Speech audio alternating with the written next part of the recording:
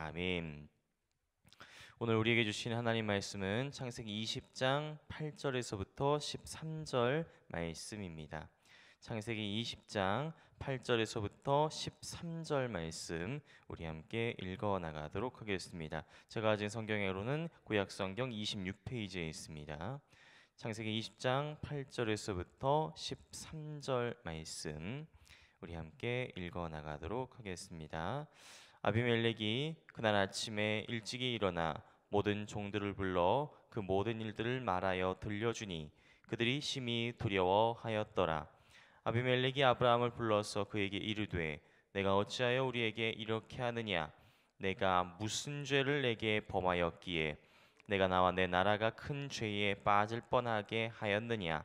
내가 합당하지 아니한 일을 내게 행하였도다 하고 아비멜렉이 또 아브라함에게 이르되 내가 무슨 뜻으로 이렇게 하였느냐?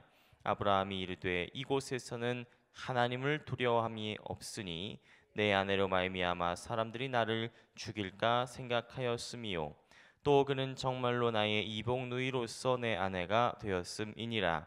하나님이 나를 내 아버지의 집을 떠나 두루 다니게 하실 때에 내가 아내에게 말하기를 이후로 우리의 가는 곳마다 그대는 나를 그대의 오라비라 하라. 이것이 그대가 내게 베풀 은혜라 하였었노라. 아멘. 오늘 본문을 보시면은 억울한 사람을 하나 발견할 수 있습니다. 바로 그랄왕 아비멜렉이지요.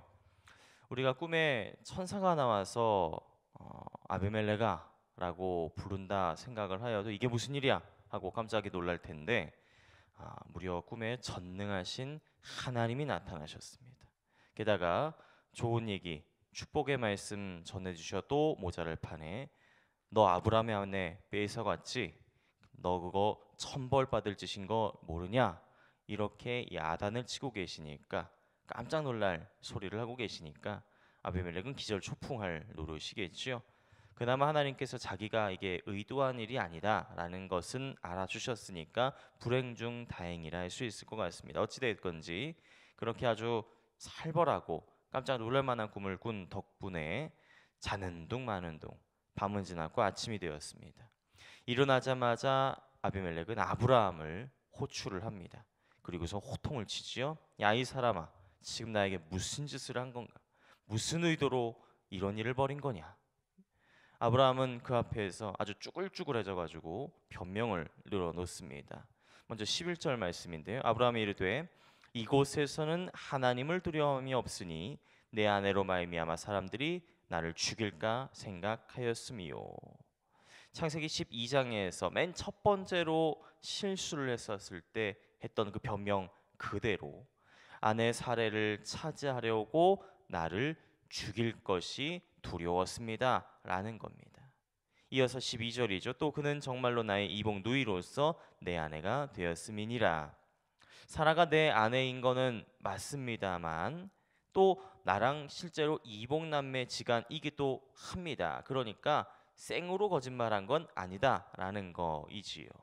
그리고 13절 말씀입니다. 하나님이 나를 내 아버지의 집을 떠나 두루 다니게 하실 때에 내가 아내에게 말하기를 이후로 우리의 가는 곳마다 그대는 나를 그대의 오라비라 하라. 이것이 그대가 내게 베풀 은혜라 하였었노라. 말은 길게 했습니다만 가는 곳마다 이렇게 다녔는데 여기서만 난리요. 뭐 이렇게 이야기를 하고 있는 것입니다.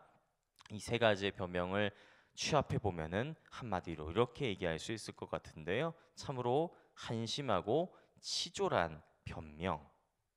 한 집안을 이끌어가야 될 가장이고 남편이 되어서 자기 목숨 하나 부지하자고 아내 팔아먹은 것도 한심한데 내가 100% 거짓말한 건 아니고 다른 데서도 이렇게 했었고 내 목숨 하나 지켜보려고 이런 일까지 한 것입니다. 이해하시죠? 이런 식으로 죄다 자기 변명, 자기 합리화, 자기를 정당하고 있으니 아브라함의 모습은 아주 치졸하기 짝이 없는 것 같습니다. 근데 이 아브라함의 변명이 더 괘씸한 건요. 여기에 사라의 입장 같은 건 없습니다. 남편 하나 믿고 고향을 떠나서 이 고생을 하고 있으면서도 정작 제대로 된 보호도 아내 대접도 받지 못하고 일개 재산 취급만 받고 있는 사라의 기분 또 의사 이런 것들은 이 변명에 전혀 반영되어 있지 않지요. 또 아비멜렉의 입장도 없습니다.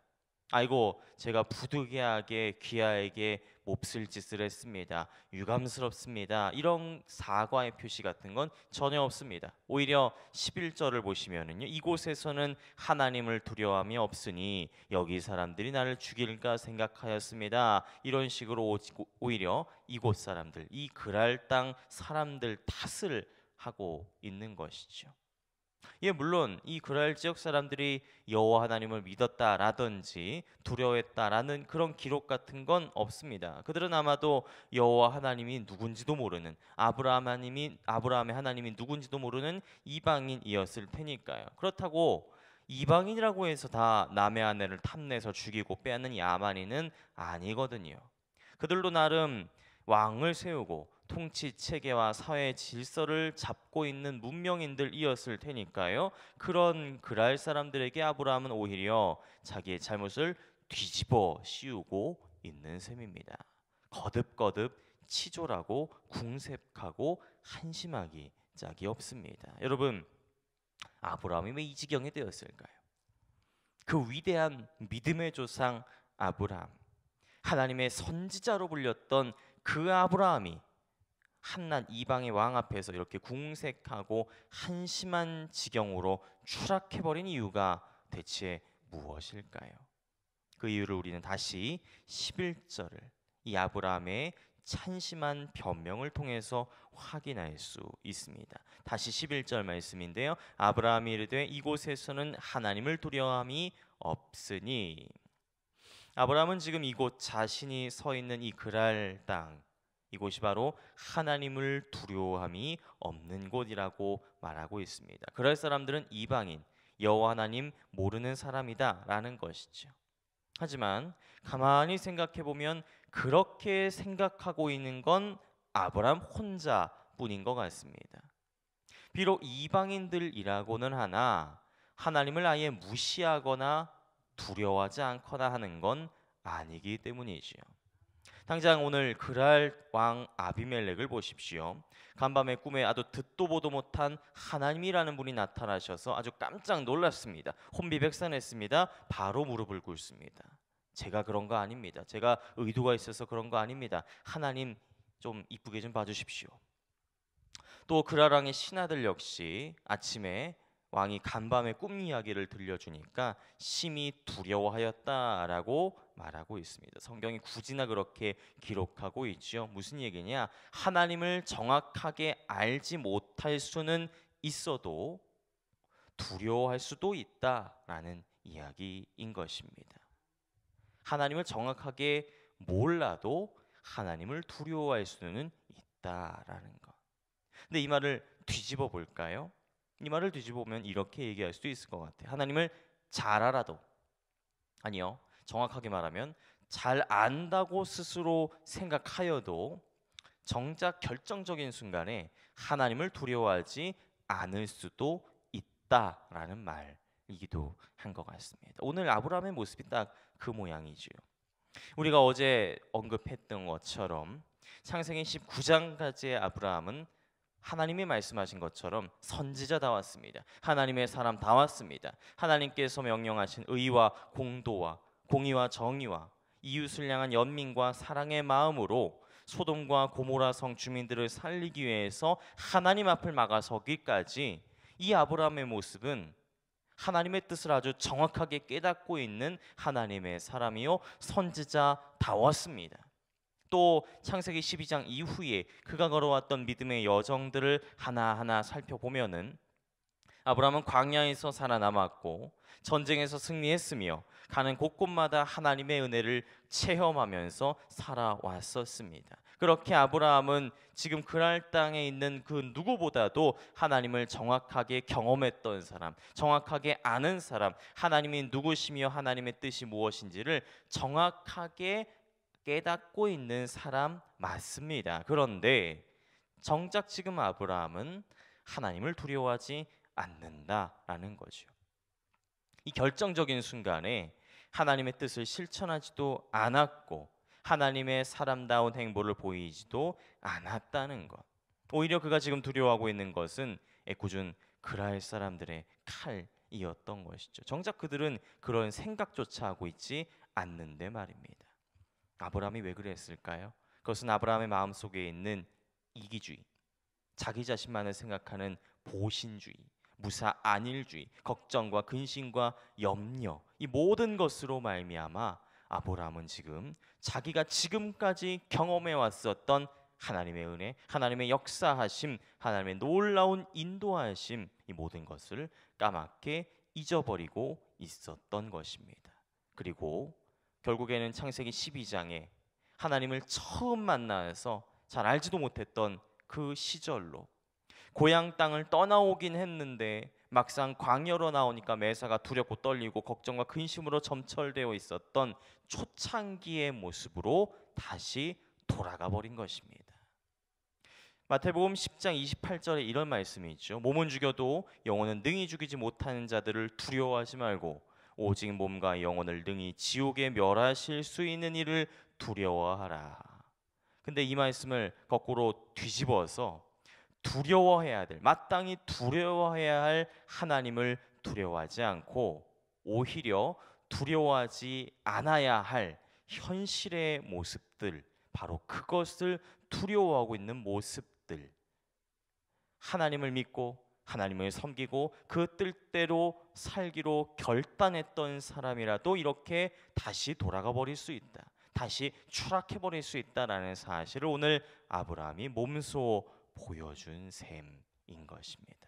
여러분, 오늘 이 아브라함의 모습을 보면서 여러분은 어떤 생각을 하셨습니까? 그저 치졸하고 한심하고 옹졸한 인간 쯧쯧쯧 하면서 혀를 차셨습니까? 그런데 그걸로 끝입니까? 오늘 이 아브라함의 모습이 우리들의 모습은 아닌지 곰곰이 한번 생각해 볼 필요가 있을 것 같습니다.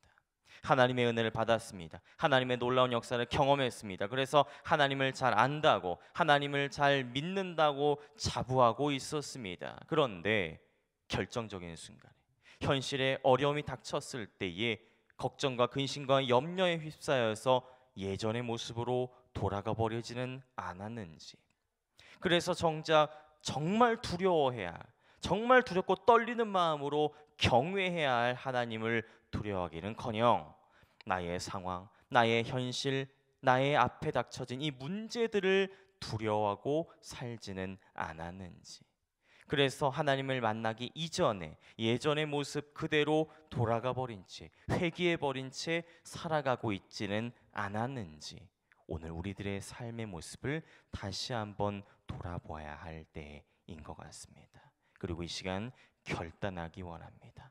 돌아서지 않겠습니다. 돌아보지도 않겠습니다. 오직 하나님을, 우리가 마땅히 두려워해야 될 하나님만을 두려워하면서, 제대로 두려워하면서 살아가겠습니다. 하나님만을 두려워한다면 그 다른 것들은 두렵지 않겠지요. 우리가 그렇게 살아갈 수 있도록 하나님 우리에게 믿음을 허락하여 주옵소서. 내가 온전히 하나님을 경외하고 다른 것들을 두려워하지 않을 수 있는 용기와 담대함을 허락하여 주옵소서. 오늘 이 아침 이 기도로 오늘을 열어갈 수 있는 우리 모두가 되시기 바랍니다. 하나님께서 주시는 용기와 그 담대함으로 말미암아 마땅히 두려워하고 마땅히 경외하고 마땅히 섬겨야 될 하나님만을 섬기며 나아갈 수 있는 오늘 우리 모두가 되시기 바랍니다. 기도하겠습니다. 하나님께서 주신 은혜와 사랑과 그 위대한 믿음의 역사를 경험하게 해 주셔서 감사합니다. 바라건대 그 은혜를 기억하고 또 잊지 않으며 무엇보다 어떠한 현실의 어려움과 걱정과 근심과 염려 가운데서도 오직 하나님만을 두려워하고 마땅히 두려워해야 될 하나님만을 제대로 두려워하며 살아갈 수 있는 우리가 되게 하여 주옵소서. 뒤돌아보지 않겠습니다. 유턴하지 않겠습니다. 앞으로 우직하게 믿음의 여정을 걸어갈 수 있도록 주여 함께하여 주옵소서. 감사드립니다. 예수님의 이름으로 기도하옵나이다. 아멘. 오늘 함께 나눌 공동 기도문은 사역입니다. 성경대로 우리 사역의 지평이 온 누리를 품게 하옵소서. 위원회 사역, 교구 사역, 말씀 삶 성경대역 사역을 축복하셔서 말씀과 성령의 충만으로 인격과 일상이 거룩해지게 하소서.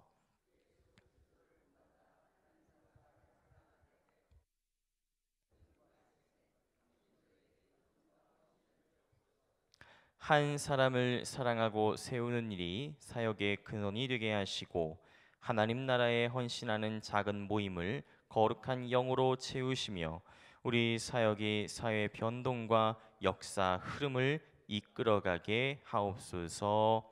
아멘. 주님 가르쳐 주신 기도 드리겠습니다. 하늘에 계신 우리 아버지, 아버지의 이름을 거룩하게 하시며 아버지의 나라가 오게 하시며 아버지의 뜻이 하늘에서와 같이 땅에서도 이루어지게 하소서. 오늘 우리에게 일용할 양식을 주시고 우리가 우리에게 잘못한 사람을 용서하여 준 것 같이 우리 죄를 용서하여 주시고 우리를 시험에 빠지지 않게 하시고 악에서 구하소서. 나라와 권능과 영광이 영원히 아버지의 것입니다. 아멘. 이 시간 함께 나눌 공동 기도 제목입니다. 지금 들은 말씀이 내 삶으로 이어지게 하옵소서. 말씀 삶 공동체 성락성결교회 모든 성도들이 하나님이 기뻐하시는 거룩하고 합당한 예배를 드리게 하소서.